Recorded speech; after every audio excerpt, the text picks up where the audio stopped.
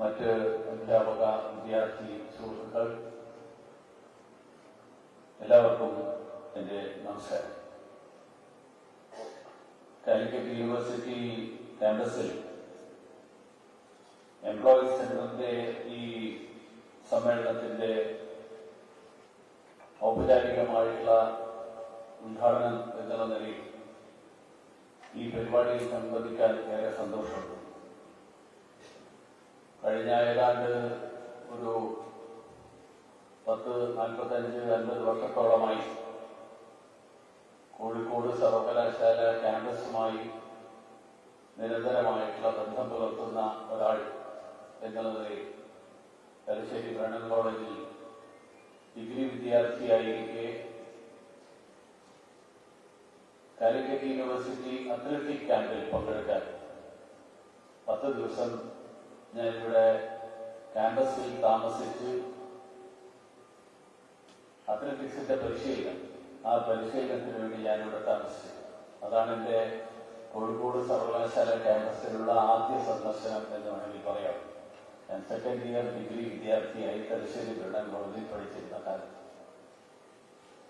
അതിനുശേഷം വിദ്യാർത്ഥി സംഘടനാ പ്രവർത്തനത്തിന്റെ ഭാഗമായി ദീർഘകാലം ക്യാമ്പസിൽ വരാനും ഇവിടുത്തെ കാര്യങ്ങളൊക്കെ നേരിട്ട് അറിയാനും അതൊക്കെ നിരീക്ഷിക്കാനും ഒക്കെയുള്ള അവസരം ലഭിച്ചിട്ടുണ്ട് എന്നുള്ളത് സന്തോഷകരമായിട്ടുള്ള കാര്യമാണ്. ഇന്ന് വീണ്ടും കുറച്ചു കാലത്തെ ഇടവേളയ്ക്ക് ശേഷം വീണ്ടും ഒരിക്കൽ കൂടി ഇവിടെ എത്താൻ സാധിച്ചതും സന്തോഷം നൽകുന്ന ഒരു കാര്യമാണ്. ഇവിടെ ബഹുമാനായിട്ടുള്ള അധ്യക്ഷൻ സൂചിപ്പിച്ചതുപോലെ സർവകലാശാല ജീവനക്കാരുൾപ്പെടെ കേരളത്തിലെ സർക്കാർ അല്ലെങ്കിൽ സർക്കാരുമായി ബന്ധമുള്ള വിവിധ സർവകലാശാലകൾ പോലെയുള്ള സ്ഥാപനങ്ങളിൽ ജോലി ചെയ്യുന്നവരായിട്ടുള്ള ആളുകൾ എല്ലാവരും വലിയ ആശങ്കയിലാണ്. കാരണം ഈ സർക്കാർ ഓരോ വർഷം കഴിയുന്നതോറും ഓരോ മാസം കഴിയുന്നതോറും ജനങ്ങളുടെ മേൽ കടബാധ്യത അടിച്ചേൽപ്പിച്ചുകൊണ്ട് വലിയ ഒരു കടക്കണിയിലേക്ക് നീങ്ങുന്ന തരത്തിലാണ് സംസ്ഥാനത്തിന്റെ സമ്പദ് വ്യവസ്ഥയെ കൈകാര്യം ചെയ്തുകൊണ്ടിരിക്കുന്നത്. കിട്ടാനുള്ള നികുതി പണം പൂർണ്ണമായും പിരിച്ചെടുക്കാൻ വേണ്ട ശുഷ്കാന്തി കാണിക്കാതിരിക്കുകയും അതേസമയം പലർക്കും അനർഹമായിട്ടുള്ള ഇളവുകൾ നൽകുകയും ചെയ്തുകൊണ്ട് അതിന്റെ എല്ലാം ഭാരം ഈ നാട്ടിലെ ജനങ്ങളുടെ മുകളിൽ അടിച്ചേൽപ്പിക്കുന്ന ഒരു സമീപനം, ആ സമീപനമാണ് സർക്കാർ കൈക്കൊണ്ടിട്ടുള്ളത്. അതിന്റെ കെടുതികൾ അനുഭവിക്കേണ്ടി വരുന്ന ആളുകളായിട്ട് ജീവനക്കാരുൾപ്പെടെയുള്ള ആളുകൾ മാറിക്കൊണ്ടിരിക്കുകയാണ്. ഇതുവരെ എല്ലാ മാസവും ശമ്പളം വാങ്ങുന്നവരുടെ ശമ്പളം ഇതുവരെ മുടങ്ങിയിട്ടില്ല. പക്ഷേ പെൻഷൻ പലർക്കും മുടങ്ങിയിട്ടുണ്ട്. KSRTC ജീവനക്കാർക്ക് എപ്പോ പെൻഷൻ കിട്ടും എന്നുള്ളത് ഓരോ മാസവും അവരവരുടെ ഭാഗ്യമില്ല ഇപ്പോഴത്തെ സ്ഥിതി. പക്ഷേ ഈ സാഹചര്യത്തിൽ പെൻഷൻ മുടങ്ങുന്നത് പോലെ ശമ്പളവും എല്ലാ മാസവും കൃത്യമായിട്ട് കിട്ടിക്കൊണ്ടിരുന്ന തീയതിക്ക് തന്നെ കിട്ടുന്ന സ്ഥിതി, അതിൽ മാറ്റം വരുമോ എന്നുള്ള ആശങ്ക അത് എല്ലാ വിഭാഗം ജനങ്ങളിലുമുണ്ട്, എല്ലാ വിഭാഗം ഇത്തരത്തിലുള്ള ജീവനക്കാരിലുമുണ്ട്. ഞാനിപ്പോ സാന്ദർഭികമായിട്ട് സംസാരിച്ചപ്പോ അറിയാൻ കഴിഞ്ഞത് കേന്ദ്ര സർക്കാർ അനുവദിക്കുന്ന ചില പദ്ധതികൾ, ആ പദ്ധതികളുടെ ഒരു നിശ്ചിത വിഹിതം സംസ്ഥാന സർക്കാർ, അതിന്റെ വിഹിതം സംസ്ഥാന സർക്കാരാണ് ആ വിഹിതം നൽകേണ്ടത്. പക്ഷെ സംസ്ഥാന സർക്കാർ ആ വിഹിതം സംസ്ഥാന സർക്കാരിന്റെ ഫണ്ടിൽ നിന്ന് നൽകുന്നതിന് പകരം സർവകലാശാലയുടെ ഫണ്ടിൽ നിന്ന് നൽകാൻ, താൽക്കാലികമായിട്ട് നൽകാനും പിന്നീട് അത് അഡ്ജസ്റ്റ് ചെയ്തുകൊള്ളാം എന്നുള്ള ഒരു വാക്കിന്റെ അടിസ്ഥാനത്തിൽ സർവകലാശാലയ്ക്ക് ആ പണം ചെലവഴിക്കേണ്ടി വരുന്ന ഒരു സാഹചര്യമുണ്ട് എന്നാണ് ഞാൻ മനസ്സിലാക്കുന്നത്. അതിന്റെ ആത്യന്തിക ഫലം സർവകലാശാലയുടെ തനത് ഫണ്ടിലുണ്ടാകുന്ന കുറവും അത് ജീവനക്കാരായിരുന്ന ആളുകളുടെ പെൻഷനെയും ശമ്പളത്തെയും ഉൾപ്പെടെ ബാധിക്കാനുള്ള സാധ്യതകൾ ഇങ്ങനെയുള്ളൊരു വലിയൊരു കാർമേഘ പടലം അന്തരീക്ഷത്തിൽ തങ്ങി നിൽക്കുന്നു എന്നുള്ളത് എനിക്ക് മനസ്സിലാക്കുന്നത്. സർവകലാശാലകളെയും വിദ്യാഭ്യാസ മേഖലയെയും ലോകമെമ്പാടുമുള്ള കാഴ്ചപ്പാട് സർവകലാശാലകളും ഉന്നത വിദ്യാഭ്യാസ മേഖല പ്രത്യേകിച്ചു സ്വതന്ത്രമായിരിക്കണം, സ്വയംഭരണ അവകാശമുള്ളതായിരിക്കണം, ഓട്ടോണമസ് ആയിരിക്കണം എന്നുള്ളതാണ്. പക്ഷെ സർവകലാശാലകളെ കുറിച്ചിട്ടുള്ള ആഗോളതലത്തിലുള്ള കാഴ്ചപ്പാടിനെ അടക്കം അട്ടിമറിച്ചുകൊണ്ട് കേരളത്തിലെ സർവകലാശാലകളുടെ തലപ്പത്തേക്ക്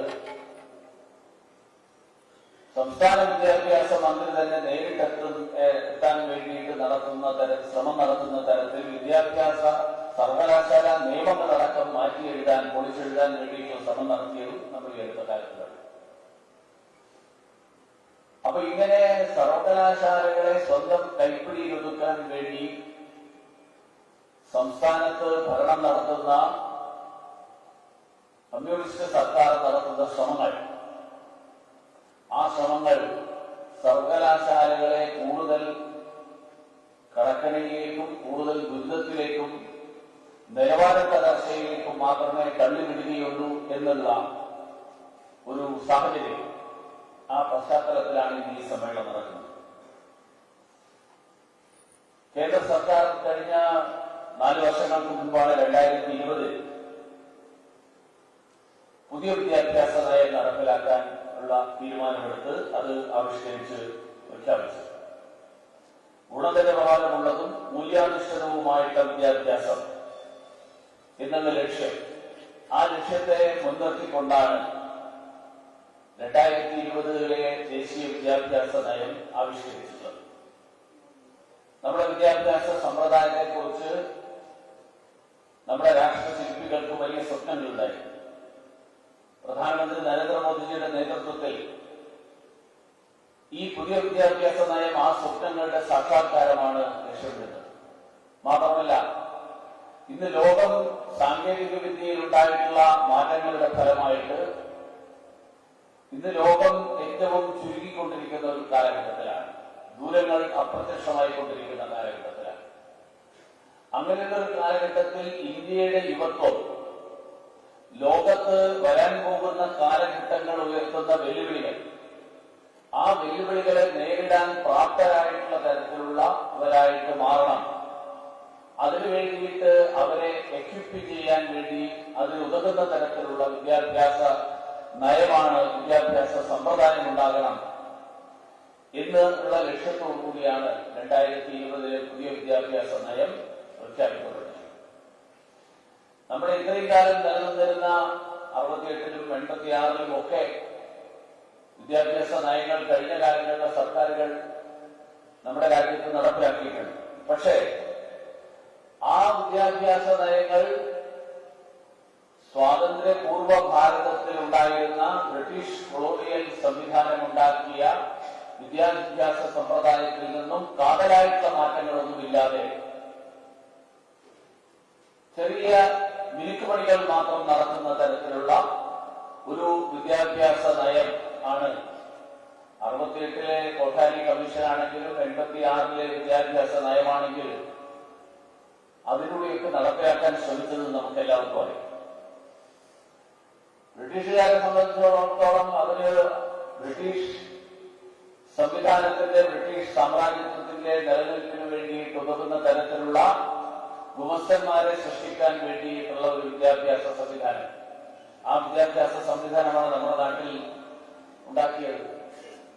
ബ്രിട്ടീഷ് വൈദേശികത്വത്തോട് കൂറുപുലർത്തുകയും സ്വന്തം നാടിനെ കുറിച്ച് അഭിമാനമില്ലാത്തവരും തിരികെ ചോദ്യം ചോദിക്കാത്തവരായിട്ടുള്ള ഒരു സമൂഹത്തെ, അങ്ങനെ ഒരു സമൂഹത്തെ സൃഷ്ടിക്കാൻ വേണ്ടിയിട്ടുള്ള ശ്രമമാണ് ബ്രിട്ടീഷ് ഭരണകൂടം നമ്മുടെ നാട്ടിൽ നടപ്പിലാക്കിയ വിദ്യാഭ്യാസ സംവിധാനത്തിലൂടെ ശ്രമിച്ചത്. അതിലൂടെ ബ്രിട്ടീഷ് സർക്കാർ 2 കാര്യങ്ങൾ നേടി.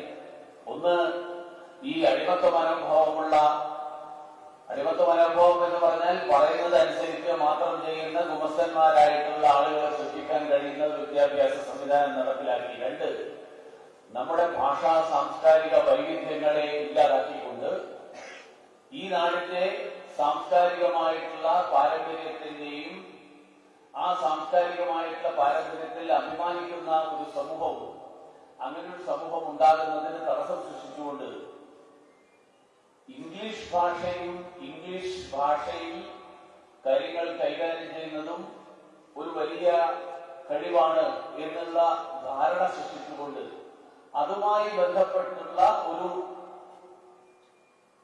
ലോകക്രമം, ഒരു ജീവിതക്രമം, ആ ക്രമം സൃഷ്ടിക്കുന്നതിന് വേണ്ടിയിട്ടുള്ള അതിന് ഉതകുന്ന തരത്തിലുള്ള ഒരു പൊതു അന്തരീക്ഷം നമ്മുടെ സമൂഹത്തിൽ സൃഷ്ടിക്കും. വിദ്യാഭ്യാസത്തിൽ മാത്രമല്ല അതിന്റെ ഫലമുണ്ടായത്. അതുകൊണ്ട് ഈ രീതിയുടെ ഒരു വലിയ പോരായ്മ പ്രായോഗിക പരിജ്ഞാനം ഇല്ലാത്തവരായിട്ട് നമ്മുടെ കുട്ടികൾ വളർന്നു വരുന്നു. PhD ഉണ്ടാവും, ഹയർ എഡ്യൂക്കേഷനിൽ അല്ലെങ്കിൽ ഉന്നത വിദ്യാഭ്യാസത്തിൽ MA പാസ്സായിട്ടുണ്ടാവും, MSc പാസ്സായിട്ടുണ്ടാവും, ഫിസിക്സിൽ PhD എടുത്തിട്ടുണ്ടാവും. ടയർ പഞ്ചറായാൽ എന്ത് ചെയ്യണമെന്ന് അറിയാത്തവരായിട്ട് നമ്മുടെ കുട്ടികൾ വളർന്നു വരുന്ന സൈക്കിളിന്റെ ടയർ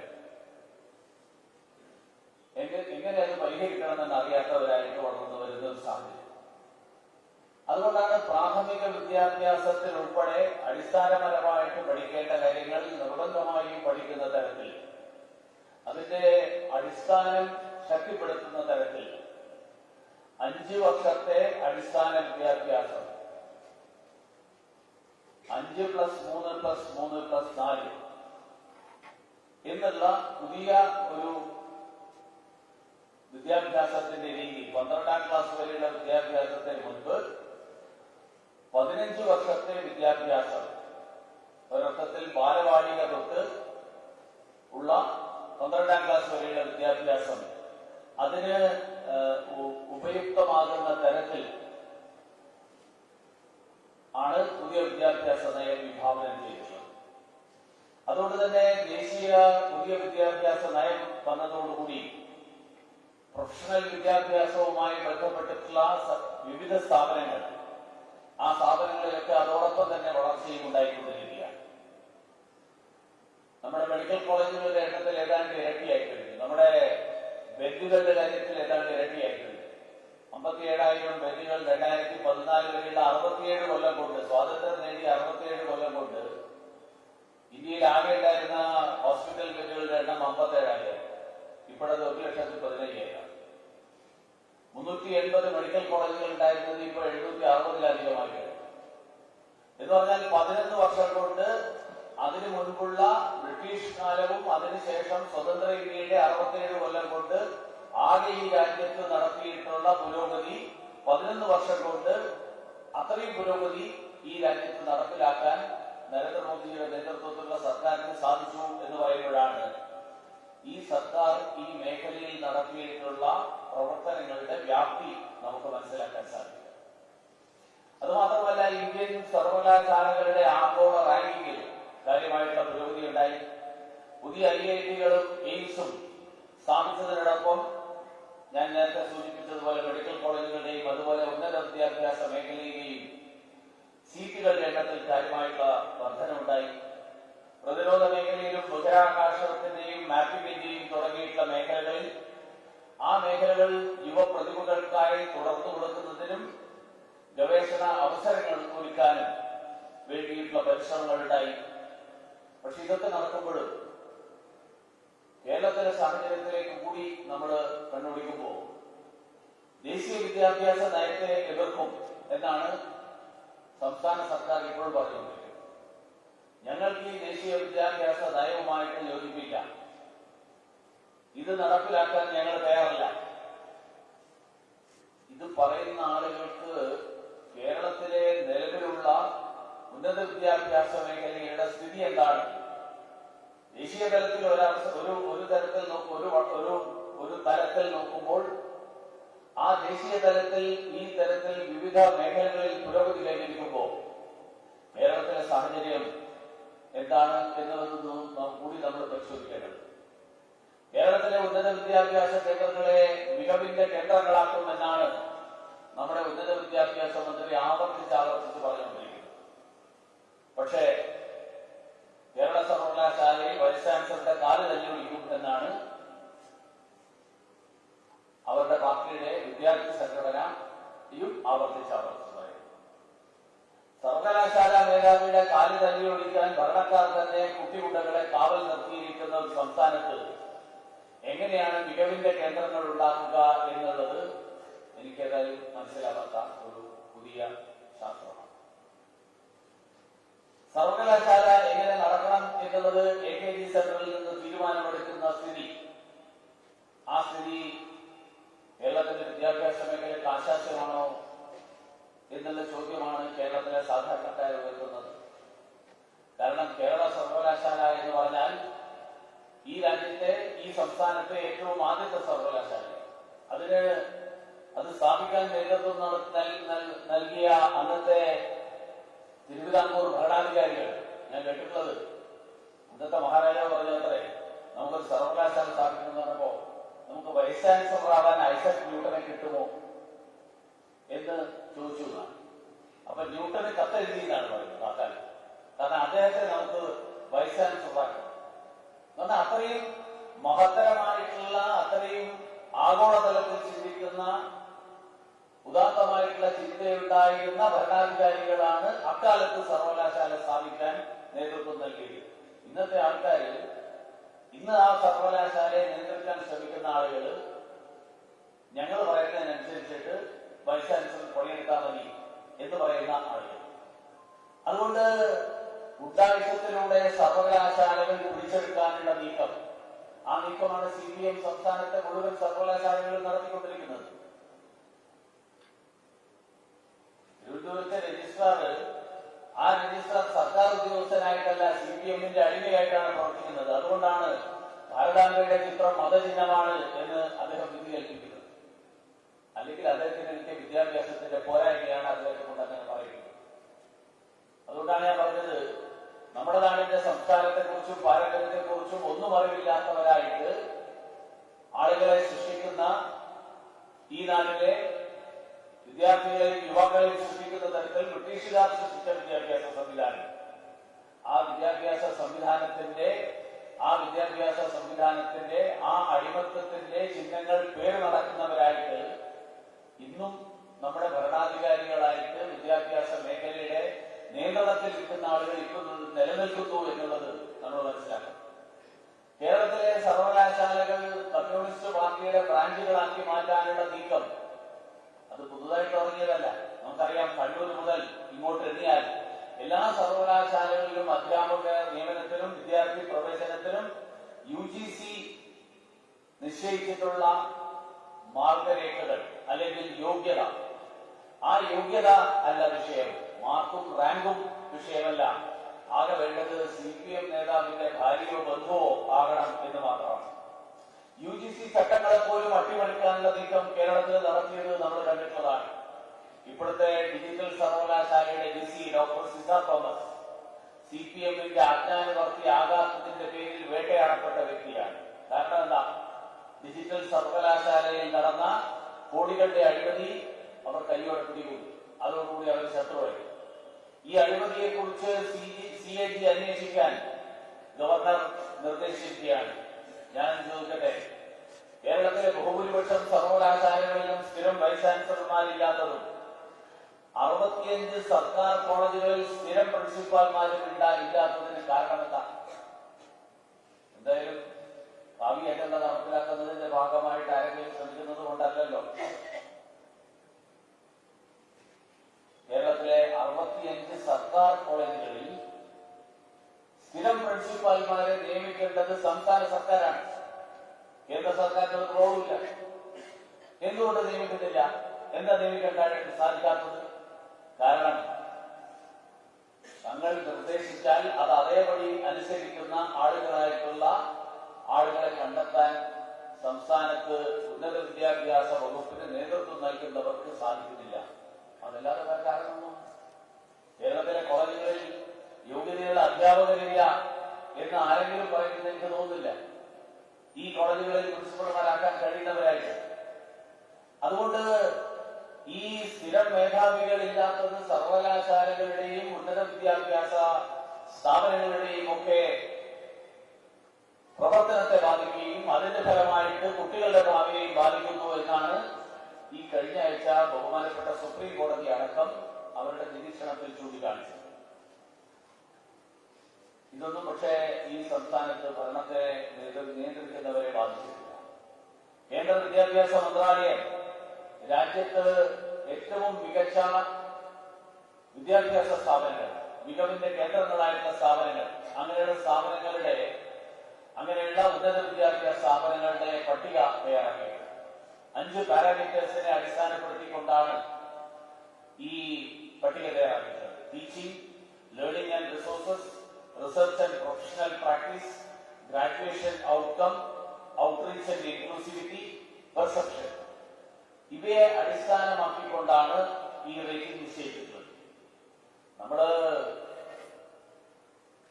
നമ്മുടെ ബിന്ദു ടീച്ചറുടെ തള്ളു കേട്ടിട്ട് ഞാൻ ഈ ലിസ്റ്റ് ഒന്ന് നോക്കി. അങ്ങനെ മൂന്നിക്കപ്പി നോക്കിയപ്പോ ആദ്യം കണ്ട പേര് മുകളിൽ നിന്ന് താഴോട്ട് നോക്കി. ഞാൻ താഴെ മുകളിലോട്ടേക്ക് നോക്കുന്നത്. മുകളിൽ നിന്ന് താഴോട്ട് നോക്കിയപ്പോ ആദ്യം കണ്ട പേര് IIM കോഴിക്കോട്, പിന്നെ കണ്ടത് NIT കോഴിക്കോട്. കോളേജുകളിലോ യൂണിവേഴ്സിറ്റികളിലോ ആദ്യത്തെ 10ൽ കേരളത്തിൽ നിന്ന് മറ്റാരില്ല.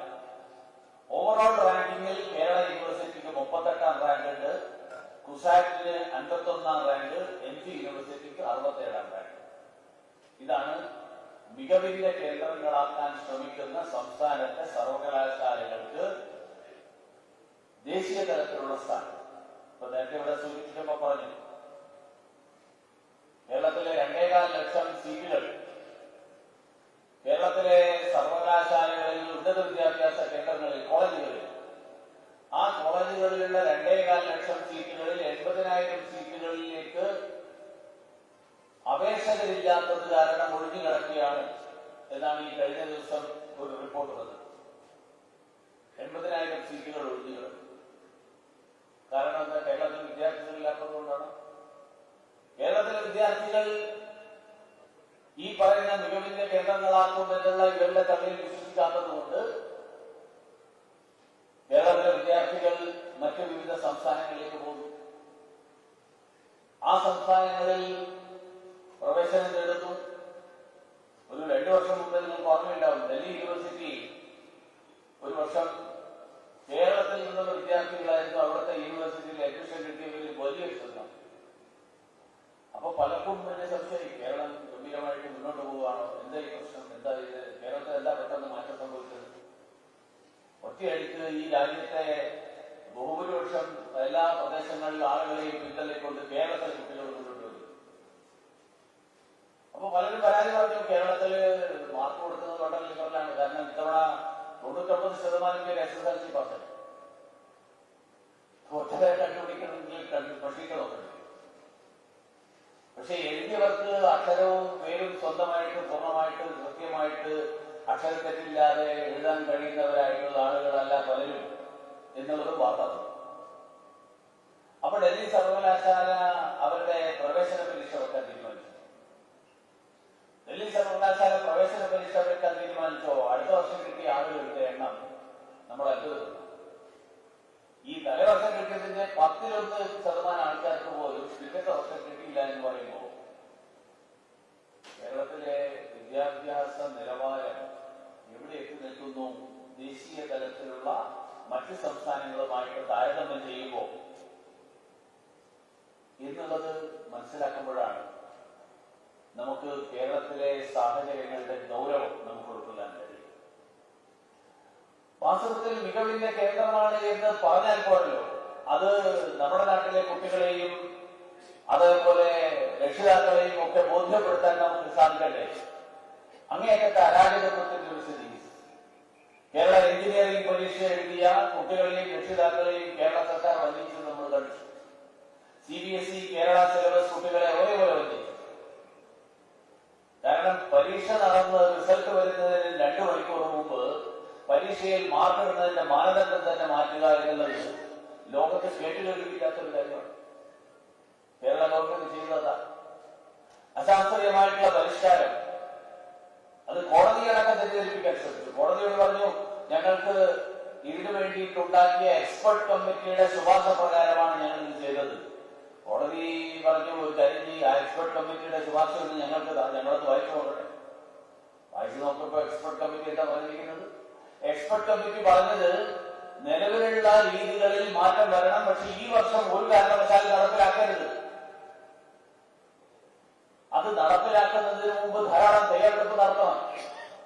പക്ഷേ എക്സ്പെർട്ട് കമ്മിറ്റിയുടെ കവറിലെ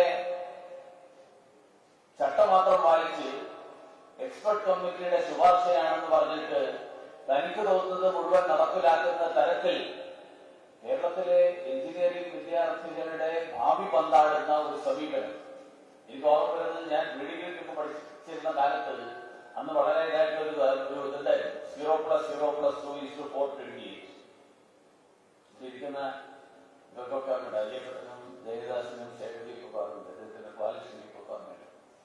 കാരണം ആ കാലത്ത് മെഡിക്കൽ എൻട്രൻസിന് വേണ്ടിയിട്ട് 3 സബ്ജക്റ്റിലെ മാർക്ക് കൂട്ടിക്കഴിഞ്ഞാൽ കിട്ടുന്ന മാർക്കിന്റെ അടിസ്ഥാനത്തിലാണ് പ്രീഡിഗ്രിയുടെ 3 സബ്ജക്റ്റിന്റെ മാർക്കിന്റെ അടിസ്ഥാനത്തിലായിരുന്നു മെഡിക്കൽ അഡ്മിഷൻ.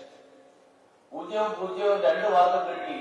അങ്ങനെ ആകെ 2 മാർക്കാണ് ഈ 3 സബ്ജക്ട് കിട്ടിയത്. പക്ഷെ 428 മാർക്ക് കിട്ടി എന്ന് പറഞ്ഞിട്ട് റാങ്ക് ലിസ്റ്റ് തയ്യാറാക്കി അഡ്മിഷൻ കൊടുത്തതിന്റെ കഥ അന്നത്തെ കാലത്ത് നമ്മളൊക്കെ ഞങ്ങൾക്ക് വിദ്യാർത്ഥിയായിരുന്ന കാലത്തുള്ള കഥയാണ്. ഇപ്പോഴത്തെ തലമുറ കഥയില്ല. അതിന് സമാനമായിട്ടുള്ള ഒരു രീതിയാണ് ഇവിടെ അന്ന് ചെയ്ത ആൾക്കാര് ഒരു തട്ടിപ്പാണെന്ന് പറയുന്നത്. ഇന്ന് വിദ്യാഭ്യാസ വകുപ്പിന്റെ തീരുമാനപ്രകാരമാണ് ഈ തരത്തിൽ കേരള എഞ്ചിനീയറിംഗ് പരീക്ഷ അട്ടിമറിച്ചത്. സുപ്രീം കോടതി അത് കഴിഞ്ഞപ്പോ ഹൈക്കോടതി റദ്ദാക്കിയപ്പോ പറഞ്ഞു, നിങ്ങൾ സുപ്രീം കോടതി പോകും. സുപ്രീം കോടതി പോയപ്പോ കേരള സർക്കാർ അതിൽ കക്ഷി ചേർന്ന് കേരള സർക്കാരിന്റെ ഭാഗം അവതരിപ്പിക്കേണ്ടതായിരുന്നില്ലേ? സർക്കാർ എടുത്തൊരു തീരുമാനം, ആ തീരുമാനം എന്തുകൊണ്ട് ശരിയായിട്ടുള്ള തീരുമാനമാണ് എന്ന് സുപ്രീം കോടതിയെ ബോധ്യപ്പെടുത്തേണ്ട ഉത്തരവാദിത്വം സംസ്ഥാന സർക്കാരിനുണ്ടായിരുന്നു. പക്ഷേ അത് ചെയ്യാതെ വിദ്യാഭ്യാസ മന്ത്രി മാളത്തിൽ വിളിച്ചു. കാരണം എന്താ? ഈ എൻട്രൻസ് പരീക്ഷ നടത്തുന്ന, എൻട്രൻസ് കോച്ചിങ് നടത്തുന്ന ചില വിദ്യാഭ്യാസ കച്ചവടക്കാർ, വിദ്യാഭ്യാസ കച്ചവടം പല മേഖലയിലാണ് നടക്കുന്നത്.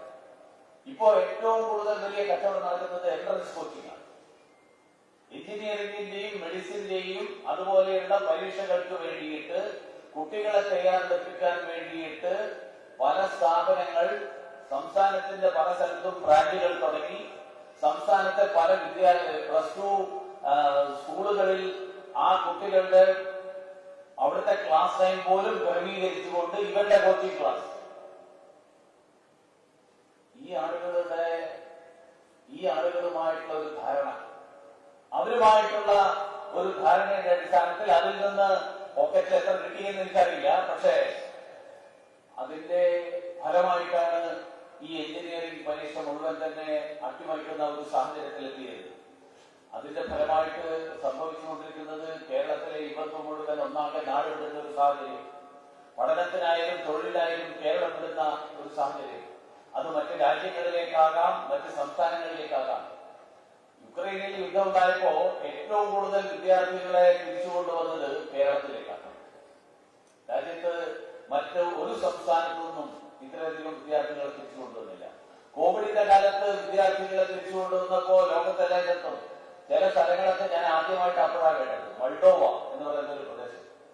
ഞാൻ എവിടെയാണ് അവിടെ മെഡിക്കൽ കോളേജ് വിദ്യാർത്ഥികൾ പഠിക്കുക. നമ്മുടെ സ്കാൻഡിനേവിയൻ പ്രദേശത്ത് അവിടെ ഞാൻ ഉണ്ടാക്കിയ അവിടത്തേക്ക് ഫ്ലൈറ്റ് നേരിട്ടുള്ള കണക്ഷൻ ഇല്ല. അങ്ങനെയുള്ള സ്ഥലങ്ങളിൽ ഉൾപ്പെടെ നമ്മുടെ മെഡിക്കൽ കോളേജ് വിദ്യാഭ്യാസത്തിന് വേണ്ടിയിട്ട്, മെഡിസിൻ വിദ്യാഭ്യാസത്തിന് വേണ്ടി പോകുന്ന ഒരു സാഹചര്യം. അപ്പൊ ഇതില് ആൽബർട്ട് ഐൻസ്റ്റീനെയാണ് വിളിച്ചത്. കേരള സർവകലാശാലയുടെ VC ആവാൻ ന്യൂട്ടണല്ല, ആൽബർട്ട് ഐൻസ്റ്റീനെയാണ് വിളിച്ചത്. ഞാൻ പറഞ്ഞത് തെറ്റ്. അപ്പൊ അതുകൊണ്ട് ഈ തരത്തിൽ പുതിയ കാലത്തെ വിദ്യാർത്ഥികൾക്ക് ഉപകരിക്കാത്ത കാലഹരണപ്പെട്ട രീതികൾ ഉപേക്ഷിച്ച് കൂടുതൽ അർത്ഥവത്വം പ്രായോഗികവുമായ ഒരു അക്കാദമിക് അനുഭവം അത് സൃഷ്ടിക്കുക എന്നുള്ളതാണ് നാഷണൽ എഡ്യൂക്കേഷൻ പോളിസി അഥവാ NEP-യുടെ പക്ഷം ലക്ഷ്യം. സമഗ്രമായിട്ടുള്ള വിദ്യാഭ്യാസം NEP അനുസരിച്ചുകൊണ്ട് IIT-കൾ ഉൾപ്പെടെയുള്ള ഉന്നത വിദ്യാഭ്യാസ സ്ഥാപനങ്ങളിൽ പോലും മാനവിക വിഷയങ്ങൾ പാഠ്യപദ്ധതിയുടെ ഭാഗമാക്കാൻ വേണ്ടിയുള്ള ശ്രമത്തിലാണ്. ഇപ്പോ ഇന്നലെ ഞാനൊരു പരിപാടിയിൽ പോയപ്പോ Indian institute of space science technology IIST തിരുവനന്തപുരത്ത്, ആ സ്പേസ് സയൻസ് ടെക്നോളജിയിൽ എക്കണോമിക്സ് ഒരു ടോപ്പിക്കാണ്. എക്കണോമിക്സിൽ അവിടെ പഠിപ്പിക്കുന്നത് സ്പേസ് എക്കണോമിക്സ് ആണ്, സാധാരണ എക്കണോമിക്സ്. അപ്പൊ സ്പേസ് എക്കണോമിക്സ്, ന്യൂറോ എക്കണോമിക്സ്, ഇങ്ങനെയുള്ള നിരവധി പുതിയ മേഖലകൾ, ആ മേഖലകളിൽ അടക്കമുള്ള കാര്യങ്ങൾ സയൻസ് പഠിക്കുന്ന ആളുകൾ, സാങ്കേതിക വിദ്യ പഠിക്കുന്ന ആളുകൾ കേവലം സാങ്കേതിക വിദ്യ മാത്രം പഠിക്കുന്നതിന് പകരം അതുമായിട്ട് ബന്ധപ്പെട്ടിട്ടുള്ള മുഴുവൻ കാര്യങ്ങൾ ഇതെല്ലാം പഠിക്കാൻ കഴിയുന്ന വിധത്തിലുള്ള ഒരു പാഠ്യപദ്ധതി. അതുകൊണ്ടാണ് ഞാൻ പറഞ്ഞത്, സമഗ്രമായിട്ടുള്ള വ്യക്തിത്വത്തിന്റെ ഉടമകളായിട്ട് നമ്മുടെ വിദ്യാർത്ഥികൾ മാറുന്ന തരത്തിൽ. അതോടൊപ്പം മാനവിക വിഷയങ്ങൾ പഠിക്കുന്ന വിദ്യാർത്ഥികളിൽ നൈപുണ്യ വികസനത്തിനായിട്ട് ശാസ്ത്ര പഠനം കൂടി ഉൾപ്പെടുത്തിക്കൊണ്ടുള്ള ശാസ്ത്ര ആഭിമുഖ്യം, സയന്റിഫിക് ടെമ്പർ, അത് മാനവിക വിഷയങ്ങൾ പഠിക്കുന്നവർക്ക് ഉണ്ടാകണം എന്നുള്ള ലക്ഷ്യത്തോടു കൂടിയാണ് നടക്കുന്നത്. 2040 എല്ലാ ഉന്നത വിദ്യാഭ്യാസ സ്ഥാപനങ്ങളും മൾട്ടി ഡിസിപ്ലിനറി സ്ഥാപനങ്ങളായിട്ട് മാറ്റുക എന്നുള്ള നിർദ്ദേശമാണ് NEP മുന്നോട്ട് വെച്ചിട്ടുള്ളത്. പൊതുവിദ്യാഭ്യാസ സ്ഥാപനങ്ങൾക്കും സ്വകാര്യ വിദ്യാഭ്യാസ സ്ഥാപനങ്ങൾക്കും NEP ഒരേപോലെ ഊന്നൽ നൽകുന്നുണ്ട്. നമ്മുടെ നാട്ടിലൊരു പ്രത്യേകതയാണ്, എല്ലാം സംസ്ഥാനത്തിന്റെ നിയന്ത്രണത്തിൽ. കാരണം കമ്മ്യൂണിസ്റ്റ് സർവാധിപത്യത്തിന്റെ കാഴ്ചപ്പാടോടുകൂടി വളർന്നു വന്ന ആളുകൾ മറ്റ് സർക്കാരിന്റേതല്ലാത്ത ഒരു മേഖലയിലും ഒന്നും നിലനിൽക്കാൻ പാടില്ല എന്നുള്ള ചൈനീസ് റഷ്യൻ മോഡൽ, ആ ചൈനീസ് റഷ്യൻ മോഡൽ അവിടെ ജനാധിപത്യമില്ല. അതുകൊണ്ട് ഇതിന് ഇതിൽ നിന്ന് വ്യത്യസ്തമായിട്ടുള്ള ഒന്നും ആർക്കും പറയാൻ കഴിയാത്ത സാഹചര്യം. കമ്മ്യൂണിസ്റ്റ് സർവാധിപത്യം, ആ സർവാധിപത്യത്തിൽ നടക്കുന്ന അതേ കാര്യങ്ങൾ ഇന്ത്യയിലും നടപ്പിലാക്കുക എന്നുള്ള ലക്ഷ്യത്തോടുകൂടി പ്രവർത്തിക്കുന്ന കേരളത്തിലെ കമ്മ്യൂണിസ്റ്റ് പാർട്ടികൾ. അതുകൊണ്ടാണ് കേരളത്തിൽ എല്ലാ സ്ഥാപനങ്ങളും സർക്കാരിന്റെ ഉടമസ്ഥതയിൽ മതി. പക്ഷെ സർക്കാരിന് നടത്താൻ കഴിയുന്നില്ല.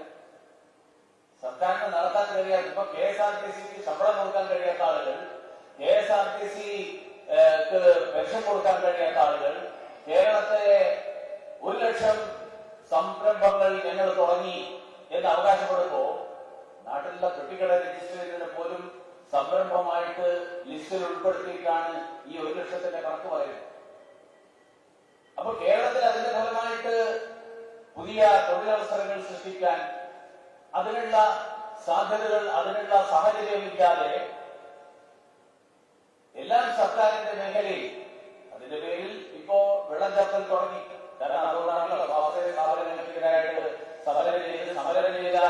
സമരം ചെയ്ത് ജീവൻ പോയ പുഷ്പന്റെ പാഠം, പുഷ്പനെ ഫ്ലക്സ്ബോർഡിലാക്കിയിട്ട് ഇപ്പുറത്ത് സ്വകാര്യ മേഖലയിൽ എഞ്ചിനീയറിംഗ് കോളേജുകളും അതേപോലെ സ്വകാര്യ മെഡിക്കൽ കോളേജുകൾ തുടങ്ങാൻ കമ്മ്യൂണിസ്റ്റ് പാർട്ടികൾ തന്നെ അനുവാദം കൊടുക്കുന്നു. പക്ഷെ മുദ്രാവാക്യത്തിൽ മാറ്റം വന്നിട്ടില്ല. മുദ്രാവാക്യം ഇപ്പോഴും പഴയ മുദ്രാവാക്യം തന്നെയാണ്, പുഷ്പന് വേണ്ടിയിട്ടുള്ള മുദ്രാവാക്യം. ഇപ്പുറത്ത് ചെയ്യുന്നത് കാലത്തിനനുസരിച്ച് മാറാൻ നിർബന്ധിതമാകുന്ന സാഹചര്യം. പക്ഷെ ഇത് ചെയ്യപ്പെടും. സർവകലാശാലകൾ തങ്ങളുടെ പിടിക്കുള്ളിലായിരിക്കണം എന്നുള്ള നിർബന്ധം, ആ നിർബന്ധം. അതുകൊണ്ടാണ് ഞാൻ പറഞ്ഞത്, ഇന്ന് സർക്കാർ ഉടമസ്ഥതയിൽ വിദ്യാഭ്യാസ സ്ഥാപനങ്ങൾ ഉണ്ടാകുന്നതിൽ തെറ്റൊന്നുമില്ല. പക്ഷേ സർക്കാർ മാത്രമേ ആകാവൂ എന്നുള്ള നിലപാട് ഈ രാജ്യത്തിന്റെ വിദ്യാഭ്യാസ മേഖലയുടെ വളർച്ചയ്ക്ക് ഗുണകരമല്ല എന്നുള്ളത് രാജ്യം മുഴുവൻ തിരിച്ചറിഞ്ഞു കഴിഞ്ഞു. സംസ്ഥാന സർക്കാർ അക്കാര്യത്തിൽ ഇപ്പോ സ്വകാര്യ സർവകലാശാലകളാകാം എന്നുള്ള ഒരു ചർച്ചയുടെ പകുതി ഘട്ടത്തിലാണ് എത്തിക്കുന്നത്. പണ്ട് സ്വകാര്യ സർവകലാശാലയെ കുറിച്ച് ചർച്ചയ്ക്ക് പോയ നമ്മുടെ DP ശ്രീനിവാസനെ തലക്കടിച്ചവരാണ് ഇവര്. അദ്ദേഹത്തിന്റെ തലമുറയാണ് റോഡിൽ നടന്നു പോകും. ഇപ്പൊ സ്വകാര്യ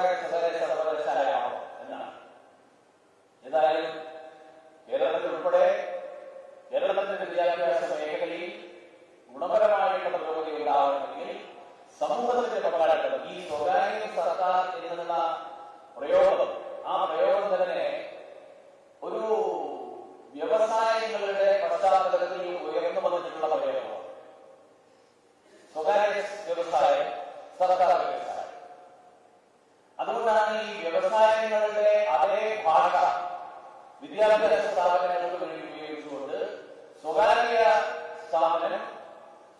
വിദ്യാഭ്യാസ സ്ഥാപനം, സർക്കാർ വിദ്യാഭ്യാസ സ്ഥാപനം വാസ്തവത്തിൽ വ്യവസായങ്ങൾക്ക് വേണ്ടിയിട്ട് ഉപയോഗിക്കുന്ന ഭാഷ, വ്യവസായങ്ങൾ ഉപയോഗിക്കുന്ന വ്യക്തികളാണ്. ആ വ്യക്തികൾ അതിന്റെ സാമ്പത്തിക ലാഭം ലഭിക്കുന്നതാണ്. ലാഭം ഉണ്ടാക്കുന്ന സ്ഥാപനങ്ങളാണ് വ്യവസായം. വിദ്യാഭ്യാസ മേഖലയിൽ നിന്ന് ലാഭം ഉണ്ടാക്കാൻ പാടില്ല എന്നത് ഈ നാട്ടിലെ വിദ്യാഭ്യാസ മേഖലയുടെ അടിസ്ഥാനമാണ്. ആരോഗ്യ വിദ്യാഭ്യാസ മേഖലകളിൽ അതുകൊണ്ട് ഒരു പ്രോഫിറ്റ് ഓറിയന്റഡ് ആയിട്ടുള്ള ഒരു സംവിധാനത്തിലും നമ്മുടെ നാട്ടിൽ വിദ്യാഭ്യാസ സ്ഥാപനങ്ങൾ തുടങ്ങാൻ അനുവാദമില്ല. ഏത് വിദ്യാഭ്യാസ സ്ഥാപനം തുടങ്ങണമെങ്കിലും അതിൽ പ്രോഫിറ്റ് മോട്ടീവോടുകൂടി തുടങ്ങാൻ പാടില്ല, ലാഭ ലക്ഷ്യത്തോടുകൂടി തുടങ്ങാൻ പാടില്ല. പകരം അത് അതേ മേഖലയിൽ തന്നെ വിനിയോഗിക്കുന്ന തരത്തിൽ മാത്രമേ സ്ഥാപനങ്ങൾ തുടങ്ങാൻ പറ്റുള്ളൂ. അതുകൊണ്ടാണ് നമ്മുടെ നാട്ടിൽ ചാരിറ്റബിൾ ട്രസ്റ്റുകൾക്ക് മാത്രമേ അല്ലെങ്കിൽ സൊസൈറ്റികൾക്ക് മാത്രമേ വിദ്യാഭ്യാസ സ്ഥാപനങ്ങൾ തുടങ്ങാൻ പറ്റുള്ളൂ. അങ്ങനെയുള്ള സ്ഥാപനങ്ങളെ സ്വകാര്യ സ്ഥാപനങ്ങളാക്കിയിട്ട് വ്യാഖ്യാനിക്കുന്നതിന് പകരം വാസ്തവത്തിൽ അതിന് ഉപയോഗിക്കേണ്ട പദം സമൂഹത്തിന്റെ പങ്കാളിത്തം, സൊസൈറ്റിയിൽ പാർട്ടിസിപ്പേഷൻ. സമൂഹത്തിന്റെ പങ്കാളിത്തത്തോടുകൂടി സമൂഹത്തിന്റെ ഉടമസ്ഥതയുള്ളതും സർക്കാരിന്റെ ഉടമസ്ഥതയുള്ളതും. സ്വകാര്യ പങ്കാളിത്തം എന്നുള്ള വാക്ക് തന്നെ കമ്മ്യൂണിസ്റ്റ് പരിഭാഷയാണ്, കമ്മ്യൂണിസ്റ്റ് ടെർമിനോളജിയാണ്. കാരണം റഷ്യയിലും ചൈനയിലും ഉണ്ടാക്കിയ അവരുടെ ടെർമിനോളജി, ആ ടെർമിനോളജി വ്യവസായങ്ങളുടെ അടിസ്ഥാനത്തിൽ ഉണ്ടാക്കിയ ടെർമിനോളജിയാണ്. മുതലാളിത്തത്തിന്റെ ആരാണ് മൂലഘടകത്തിന്റെ ഉടമസ്ഥൻ എന്നുള്ളതിന്റെ അടിസ്ഥാനത്തിലാണ് ഈ ടെർമിനോളജി ഉയർന്നു വന്നത്. ഇവിടെ സമൂഹമാണ് ഈ സ്ഥാപനത്തിന്റെ ഈ വിദ്യാഭ്യാസ സ്ഥാപനത്തിന്റെ ഉടമസ്ഥ സമൂഹത്തിനാണ്, ഒരു വ്യക്തിക്കല്ല. അപ്പൊ അതുകൊണ്ട് ആ വ്യക്തിക്ക് ലാഭം ഉണ്ടാക്കാനാണ് അവകാശമില്ല. അതിൽ നിന്നുണ്ടാകുന്ന ഏത് സംരംഭവും ഏത് പ്രവർത്തനവും ആ പ്രവർത്തനം അതിൽ നിന്ന് എന്തെങ്കിലും മിച്ചം വരികയാണെങ്കിൽ അത് അയാൾക്ക് സ്വന്തം വീട്ടിലേക്ക് കൊണ്ടുപോകാനുള്ള ഒരവകാശമില്ല, അവിടെ തന്നെ ചെലവഴിക്കണം. അപ്പൊ അങ്ങനെ ഉള്ള ഒരു സാഹചര്യം, ആ സാഹചര്യം നമ്മുടെ രാജ്യത്തിൽ കൂടി വളർന്നു വരണം എന്നുള്ളതാണ് ഉന്നത വിദ്യാഭ്യാസ ഈ പുതിയ വിദ്യാഭ്യാസ മേഖലയിലേക്ക് വരുന്ന മാറ്റങ്ങൾ സൂചിപ്പിക്കുന്നത്. അതോടൊപ്പം ഘട്ടഘട്ടമായി കോളേജുകൾക്ക് സ്വയംഭരണ നൽകുന്ന സുതാര്യമായിട്ടുള്ള സംവിധാനം, അന്യോന്യം സഹകരിക്കുന്ന ഉന്നത വിദ്യാഭ്യാസ സ്ഥാപനങ്ങൾ, ഇതെല്ലാം വിഭാവനം ചെയ്യുന്ന ഒരു ദേശീയ വിദ്യാഭ്യാസ നയം. ആ ദേശീയ വിദ്യാഭ്യാസ നയം അതാണ് ഇന്ന് കേരളത്തിലെ ഈ ഉന്നമനം നിരക്കിയിട്ടുള്ള കേരളത്തിലെ വിദ്യാഭ്യാസ സംവിധാനത്തിന് ബദലായിട്ടുള്ളത്.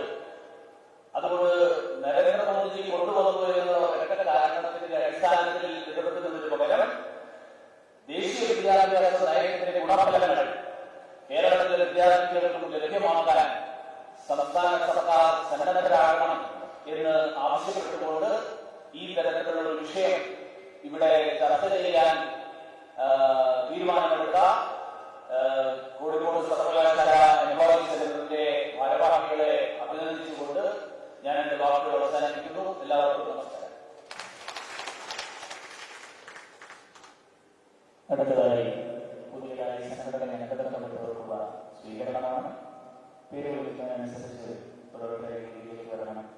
അവരെ പൊന്നാടയിൽ